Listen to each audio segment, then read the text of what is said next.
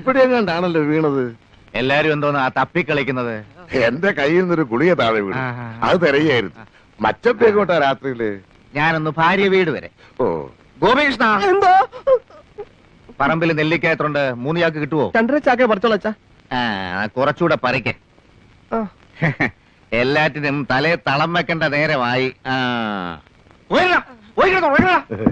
മച്ചമ്പി,